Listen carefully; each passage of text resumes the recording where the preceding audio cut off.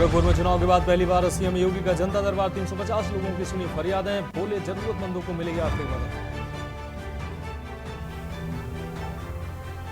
23 जून को बसपा की बड़ी बैठक। लोकसभा चुनाव के बाद बसपा की पहली बैठक, सभी पदाधिकारी जिला अध्यक्ष को बैठक में बुलाया गया। 2.85 करोड़ ग्रामीणों का बिजली का बिल बढ़ जाएगा 1.5 गुना। पावर कॉर्पोरेशन के निदेशक मंडल का निर्णय, जिन ग्रामीण फीडर से ज्यादा बिजली दी जाए उसे शहरी फीडर में तब्दील कर शहरी दर लागू की जाए। आगरा में कार से 15 सेकंड में 1 करोड़ के हीरे चोरी, डायमंड कारोबारी से चोर बोले टायर पंचर है, नीचे उतरते ही बैग गायब। गाजियाबाद के ईस्टर्न पेरिफेरल एक्सप्रेस वे पर हादसा, कैंटर में सवार लोगों को ट्रक ने मारी टक्कर, 4 मजदूरों की मौत, 24 घायल। और यूपी में प्रचंड गर्मी से 33 की मौत, सबसे गर्म रहा कानपुर शहर। मौसम विभाग ने जताया रविवार तक बताया मिल सकती है राहत। आप देख रहे हैं के न्यूज, खबरों का सारथी। और उत्तर प्रदेश के खबरों के साथ मैं हूं मनोज मानस। और अब खबरें विस्तार से। लखनऊ से अहम खबर सामने आ रहे हैं। योगी सरकार ने नई ट्रांसफर नीति को मंजूरी दे दी है। विशेष परिस्थितियों में छूट का प्रावधान भी इसमें शामिल किया गया है। दिव्यांग कार्मिकों को नियमित स्थानांतरण से छूट दी गई है। आपको बता दें, दिव्यांग कार्मिकों के जनपद में तैनाती पर हो रहा है विचार। वहीं पति पत्नी का एक ही जिले में हो सकता है स्थानांतरण। तो नई नीति को मंजूरी देने की बात सामने आई है। दिव्यांग कार्मिकों के स्थानांतरण पर भी बात सामने आई। पति पत्नी एक ही जिले में हो सकता है उनका स्थानांतरण। योगी सरकार ने नई ट्रांसफर नीति को मंजूरी दी है।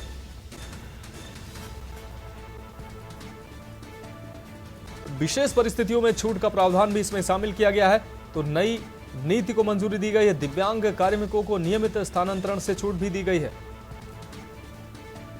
तो योगी सरकार ने नई ट्रांसफर नीति को मंजूरी दी है। अहम खबर लखनऊ से इस वक्त की आपको दिखा रहे हैं। विशेष परिस्थितियों में छूट का प्रावधान भी इसमें शामिल किया गया है।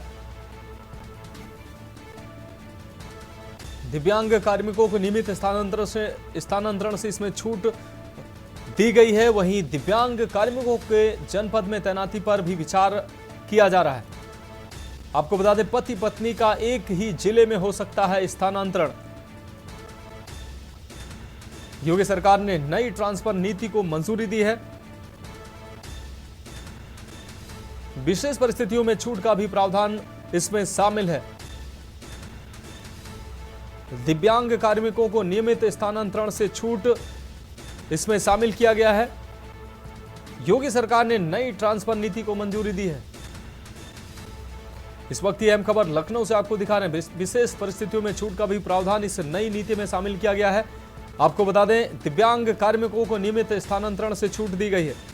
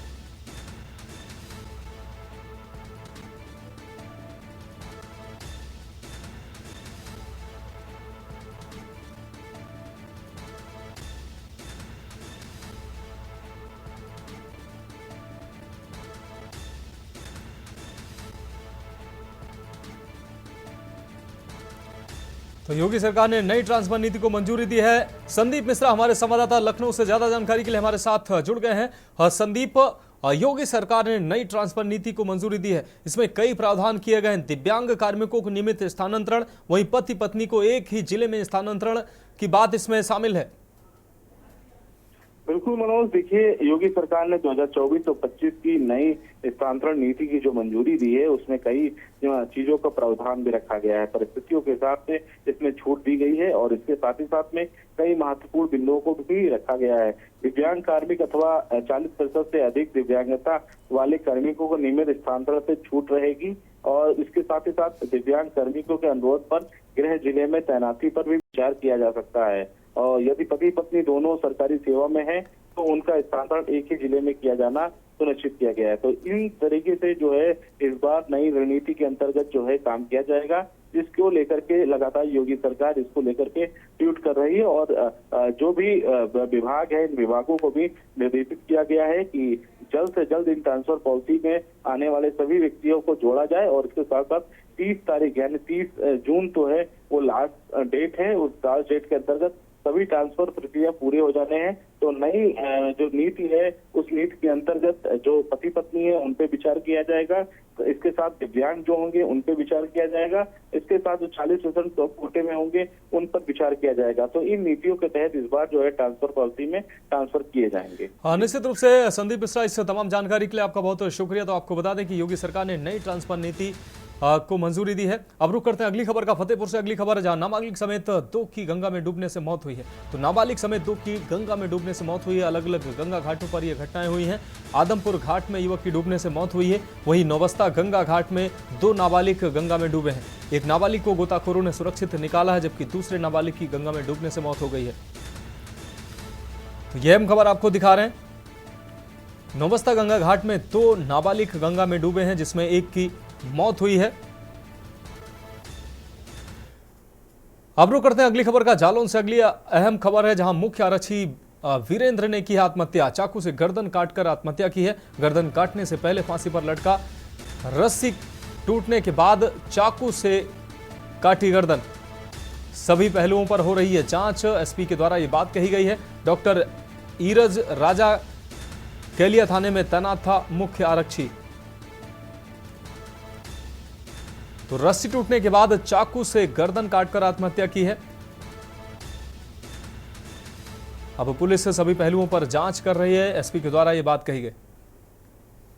आज सुबह एक सूचना प्राप्त हुई थी कि थाना कैलिया पर तैनात मुख्य आरक्षी वीरेंद्र, उनका शव उनके कमरे में मिला है। मौके पर सभी वरिष्ठ अधिकारी गण द्वारा एवं स्वयं मेरे द्वारा मौके का भ्रमण किया गया। तो मौके पर पाया गया कि पंखे पर एक रस्सी टंगी हुई है और उनके गले में भी फंदा था।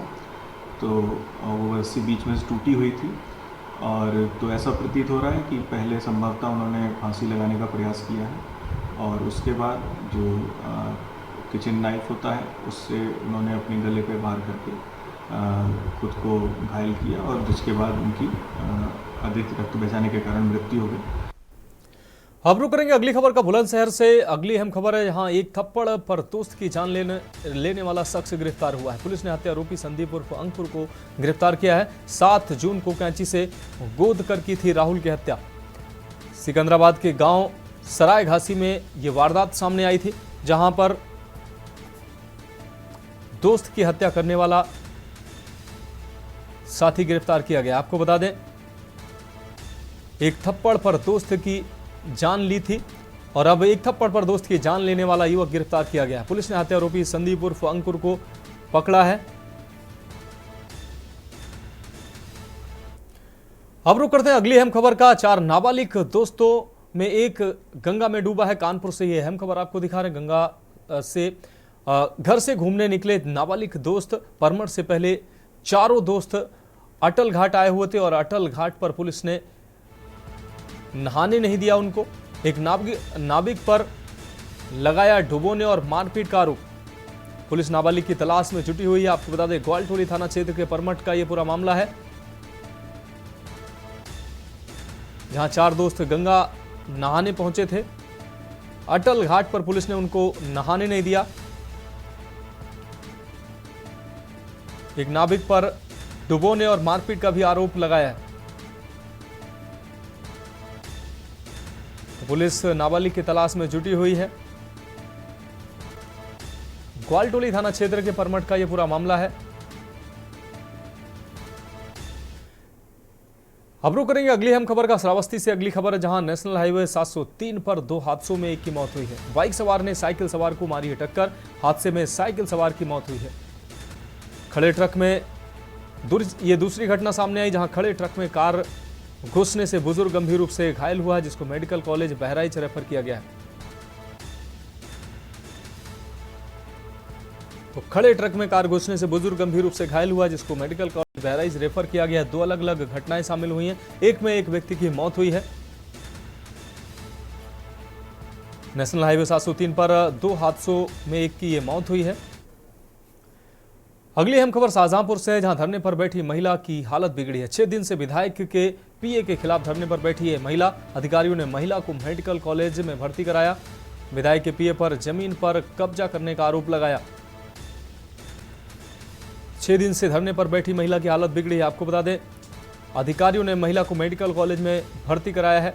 विधायक के पीए पर जमीन पर कब्जा करने का आरोप लगाया था इस महिला ने, जिसके लिए धरने पर बैठी थी। धरने पर बैठी महिला की अब हालत बिगड़ी है। 6 दिन से विधायक के पीए के खिलाफ धरने पर बैठी है महिला। अगली अहम खबर शामली से है, जहां यमुना नदी में डूबने से चचेरी बहनों की मौत हुई है। गोताखोरों ने दोनों के शवों को नदी से बाहर निकाला है। बहनों की मौत से परिजनों में कोहरा मच गया। परिजनों संग स्नान करने आई थी मृतक युवतियां। हरियाणा की निवासी हैं दोनों मृतक युवतियां और आपस में चचेरी बहन भी हैं। कैराना कोतवाली क्षेत्र का ये पूरा मामला है। परिजनों संग गंगा स्नान के लिए आई थी युवतियां। दोनों चचेरी बहनों की डूबने से मौत की खबर सामने आ रही है।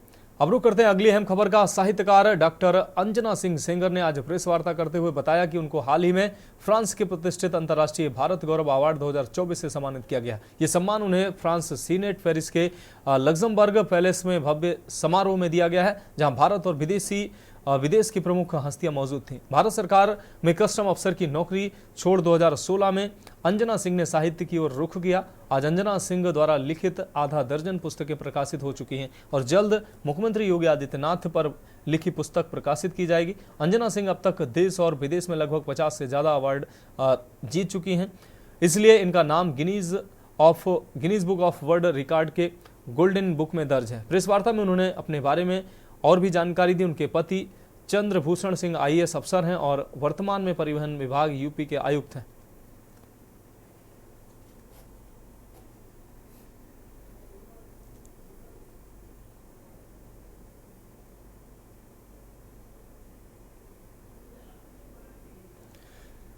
तो फ्रांस में सम्मानित की गई हैं अंजना सिंह सेंगर।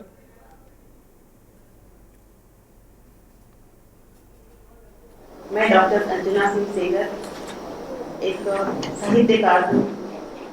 साहित्य में मेरी अभिरुचि इतनी ज़्यादा है कि जैसे कि अभी अनुज ने बताया कि साहित्य प्रेम की वजह से मैंने केंद्र सरकार की सेवा से स्वैच्छिक सेवानिवृत्ति ले ली।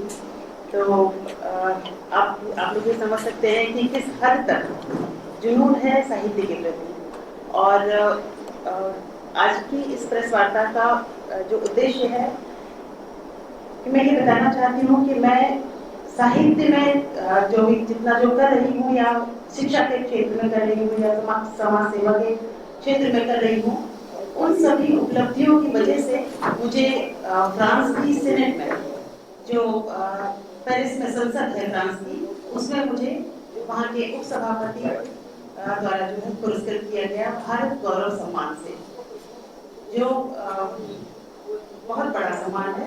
और एक खास बात यह है कि वहाँ पर जो भी लाइफ टाइम अचीवमेंट्स है के लिए मिला है, और 21 ऐसे लोग थे जो पद्म सम्मान से सम्मानित थे। उनको कोई पद्म भूषण, पद्मश्री, पद्म भूषण, तो 21 ऐसे लोग थे कि जिनको मिला था। तो ये अपने आप में एक बहुत बड़ा सम्मान है। और फिल्म जगत से भी लोग थे, जैसे अनु कपूर का नाम आप लोगों ने सुना होगा। हमारे जो वो थे मनीष त्रिपाठी जी, जिन्होंने प्रभु श्री राम जी के वस्त्र डिजाइन किए थे। तो इस तरह के लोगों को जो उनकी विश्व स्तर पर जिन्होंने अपने देश का नाम रोशन किया है, उनको ये सम्मान मिला है। तो मैं भी उसमें शामिल थी। तो इसीलिए जो है मेरे लिए भी ये बहुत महत्वपूर्ण हो जाता है कि मुझे भी अपनी उपलब्धियों के लिए सम्मानित किया गया है। तो खबरों में वक्त एक ब्रेक का है, जल्द हाजिर होंगे। ब्रेक के बाद उत्तर प्रदेश की खबरों में एक बार फिर से आपका स्वागत है। अब बात करेंगे अगली अहम रिपोर्ट की।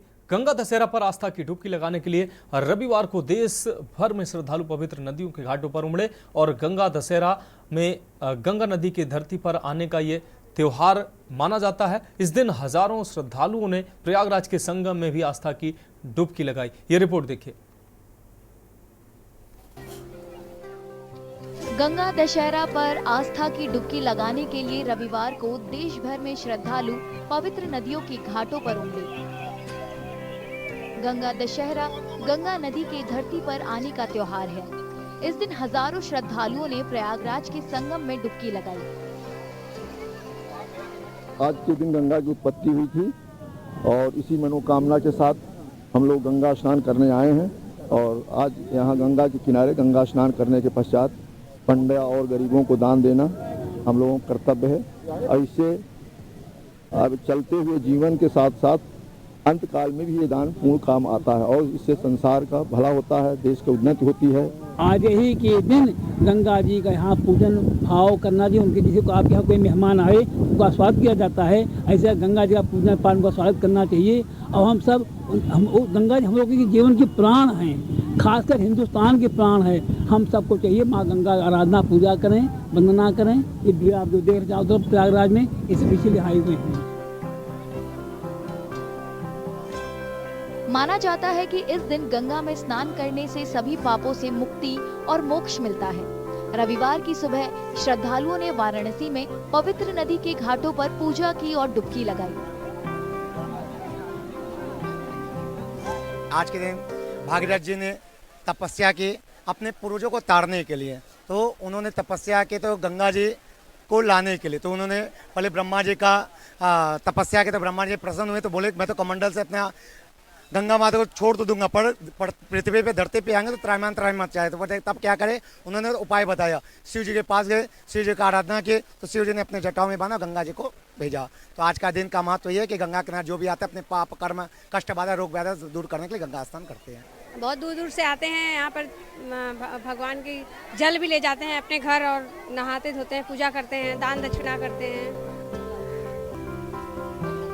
इस दिन दान पुण्य की काफी महिमा है। उत्तर प्रदेश के भदोही में गंगा घाट पर श्रद्धालुओं की भारी भीड़ उमड़ी। गंगा जी का आज ही अवतरण हुआ था इस पृथ्वी पे, जिसके वजह से आज गंगा दशहरा पर स्नान करने का बहुत बड़ा महत्व हो जाता है। और खास करके सीतामढ़ी घाट है, यहाँ पे जो है बहुत दूर दूर से लोग स्नान करने आते हैं और यहाँ डुबकी लगा करके अपने पापों को धोते हैं। अयोध्या में देश भर से श्रद्धालु पहुंचे। उन्होंने पवित्र सरयू नदी में डुबकी लगाई। स्नान करके आए, स्नान करने से मन खुश हो गया है। अब व्यवस्था बहुत बढ़िया है। कैसी लगी? बहुत अच्छा लगेगा। क्या कहना चाहेंगे? बहुत अच्छा। कहा जाता है कई गुना फल मिलता है। हाँ, गंगा दशहरा का बहुत महत्व है। उसके स्नान करने से बहुत मोक्ष मिलता है। यहाँ नहाने से कई गुना धर्म का फल मिलता है। यहाँ हम लोग यहाँ नहाने आए हैं। व्यवस्थाएं कैसी? बहुत अच्छी है व्यवस्थाएं, बहुत अच्छी है, बहुत अच्छी लगी। उत्तराखंड के हरिद्वार में भी गंगा दशहरा मनाने के लिए भारी संख्या में लोग जुटे। गंगा दशहरा है, स्नान करने के लिए आए हैं, बहुत अच्छा लग रहा है। इस दिन माँ गंगा धरती पे आई थी, बहुत भीड़ है, बहुत आनंद आया जी। गंगा दशहरा था जी, आज नहाने के लिए आए थे, बहुत अच्छा लगा, बहुत बढ़िया लगा। ठीक है, सभी ने स्नान किया, सभी को एंजॉय। इस खास दिन मथुरा में श्रद्धालुओं ने यमुना नदी में डुबकी लगाई। श्रद्धालुओं में बहुत अच्छी उमड़ है और यहाँ देखा जा रहा है अब तो बहुत अच्छी सफाई भी है और बड़ा आनंद आ रहा है। 4 बजे से स्नान चालू हो गया गंगा दशहरा का, तो अभी तो बराबर भी खूब चल रही है। गंगा भारत की सबसे पवित्र नदी मानी जाती है। इसका सांस्कृतिक और आध्यात्मिक महत्व है। माना जाता है कि गंगा नदी में शारीरिक और आध्यात्मिक दोनों तरह से शुद्ध करने की ताकत है। गंगा दशहरा इसकी पवित्रता का सम्मान करने का त्योहार है।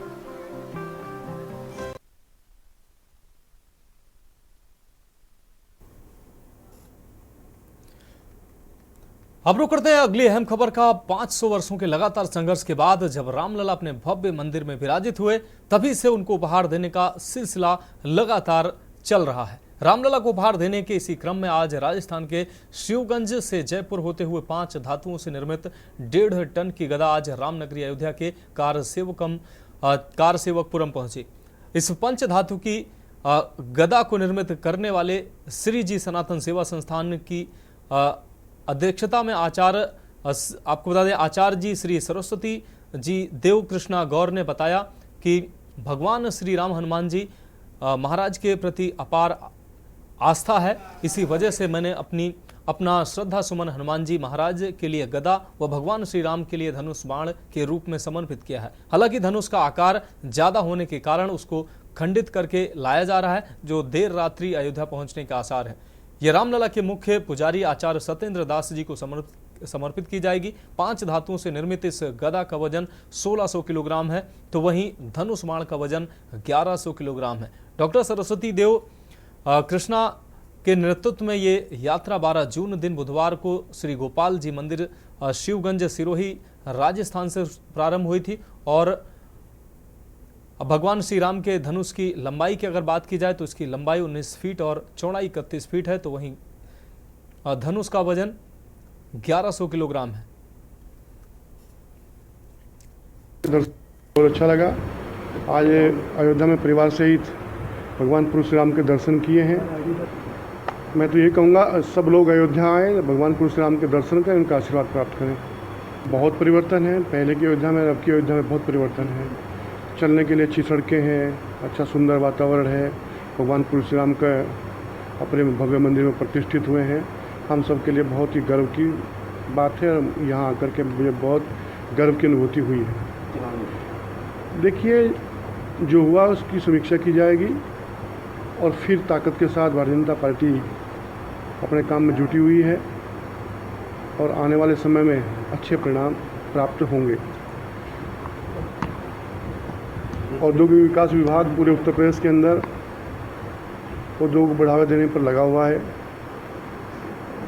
अभी इस सरकार के कार्यकाल में ग्लोबल इन्वेस्टर समिट का आयोजन किया गया, जिसमें 40 लाख करोड़ रुपए के अब तक प्रस्ताव प्राप्त हुए हैं। 10 लाख करोड़ रुपए के निवेश ग्राउंड ब्रेकिंग सेरेमनी के माध्यम से देश के प्रधानमंत्री नरेंद्र मोदी जी ने 19 फरवरी को शिलान्यास किया। अगली खबर उत्तर प्रदेश के बहराइच से है, जहां 26 वर्षीय विवाहिता ने फांसी लगाकर आत्महत्या कर ली है। मामला थाना जरवल रोड के ग्राम विसेंधा का है, जहां नीरज कुमार की पत्नी 26 वर्षीय मृतका आरती ने फांसी लगाकर आत्महत्या कर ली। फिलहाल आत्महत्या के सही कारणों का अभी तक पता नहीं चल पाया है। वहीं मौके पर पहुंची पुलिस ने शव को कब्जे में लेकर पोस्टमार्टम के लिए भेज दिया है। घटनास्थल पर पहुंचे पुलिस से क्षेत्राधिकारी रूपेंद्र गौड़ और थाना अध्यक्ष जरवल रोड ने घटनास्थल की गंभीरतापूर्वक जांच की व शव को पोस्टमार्टम के लिए रवाना किया। घटनास्थल पर मौजूद पुलिस क्षेत्राधिकारी रूपेंद्र कुमार गौड़ ने बताया कि फांसी लगाने वाली मृतका ग्राम बिसेंधा की रहने वाली है। उसने किस वजह से फांसी लगाई इसका अभी तक पता नहीं चल पाया है, लेकिन जल्द ही पुलिस इस पूरे मामले का पर्दाफाश करेगी और आरोपियों को सजा, इसमें अगर कोई संलिप्त है तो उसको सजा भुगतनी पड़ेगी। सीओ रूपेंद्र कुमार गौड़ ने बताया कि जांच में इस घटना में अगर किसी की संलिप्तता पाई जाती है तो किसी भी सूरत में दोषी बख्शे नहीं जाएंगे। उनके खिलाफ सख्त से सख्त कार्रवाई की जाएगी। तो उत्तर प्रदेश की खबरों में फिलहाल अभी के लिए इतना ही। मुझे दीजिए इजाजत और आप देखते रहिए के न्यूज़ इंडिया।